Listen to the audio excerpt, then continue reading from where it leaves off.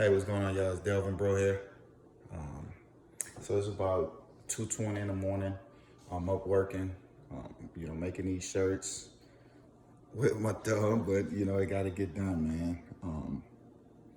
And we just up running, and I had to.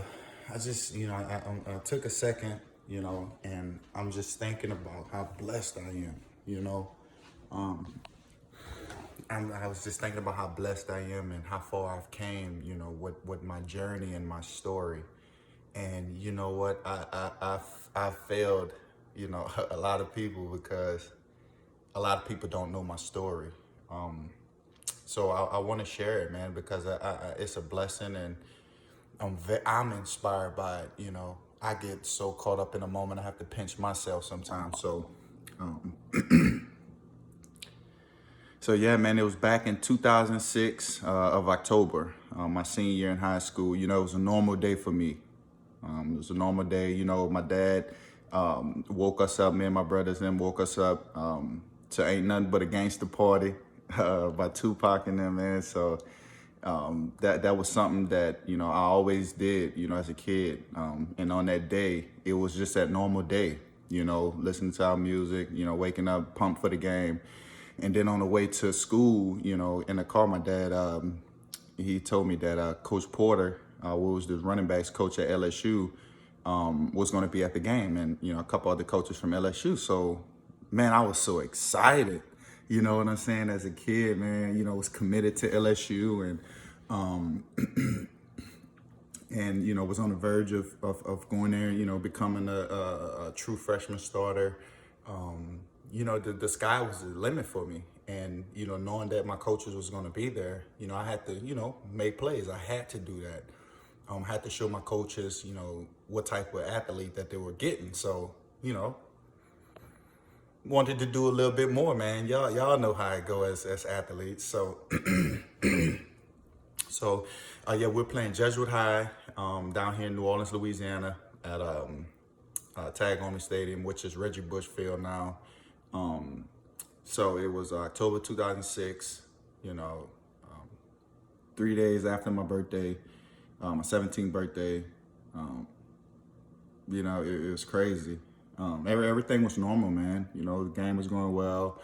We was coming out of halftime, and my coaches, were like, hey, man, we need somebody on the special teams, the L1, which is the gunner. It's the L1's guy who just run down there full speed and run to the ball. So, the week before they had a great returner, and, my coach put me out there because I was fast and stuff like that. And, I'm like, all right, coach, but I wasn't in there, all week in practice. So why I have to get out there in the game? Like, that's, in that moment, that's what was on my mind. He's like, just come on, bro, we need you. I'm like, all right, coach, I got you, So I got up. My best friend at the time, Carl Cobbins, he was like, I told him, I said, hey, man, I'm about to go make a play. He was like, all right, I bet you won't make it. He's like, all right, bet. So, the ball getting kicked off, man. I was coming down the left side of the field, going to 17, between the 17 23-yard line. The guy, Peyton Jason, he was returning the ball. And I went in there, full speed, first one down there. I just dove in there. I dove in, and my head wasn't down, everything was up. I thought it was a normal tackle. So as his knee was lifting, my head hit his knee. It was just crazy how it happened at the same time, man. And everything just went dark. Everything went dark for me. That was a scary moment for me. Like I said, I wasn't moving. It just went dark. Within a few seconds, a big bright white light, man. It's something I've never seen before. It was just this bright white light. Like I'm like, man, like what is this? And then within a few seconds, my coach, they came over with smelling salt and everything, and I got up and they was asking me questions like, hey, you okay? And I was like, yeah. I was like, all right, let's go, D, bro. So got up, walked off the field on my own power, took my own helmet off, and not knowing my neck was broken, man, I was about to get back in the game. I was about to get back in the game, but in high school, you have to take at least a play or two off. So, before you go back in the game to make sure everything is okay. So I'm jumping up and down on the sidelines, I'm excited. And next thing you know, I feel this pain shoot up, my back and my neck. And I told my dad, I said, Dad, I feel some pain in my neck. So he, set me on the sideline, gave me some ibuprofen, and he was like, swallow these. So I tried to swallow, but I couldn't swallow because my disc slipped in my esophagus. So I don't know if y'all can see, but I have a scar right here in the front. My disc slipped in my esophagus. I didn't think nothing of it. I didn't know. So it was hard to swallow. So I'm trying to swallow these 4 ibuprofens, and and it's hard to swallow. I'm coughing up, and then next thing you know, I'm feeling this short pain. Shoot up the back of my neck, and I'm like, Dad, get the ambulance. I just told him, I said, Dad, get the ambulance. Something ain't right. Something wrong. Ambulance came over and everything. They, put me on the stretcher and everything. And, what's crazy is like, I heard my mom whistle. Man, the game is going on. Everything is loud. And I just hear this whistle, and I know who it is. I know it's my mom. My head is, I'm on a stretcher, but I just put my thumbs up, man, just to let her know I'm okay. I'm moving. Everything is fine. And, I thought that was a pretty cool moment.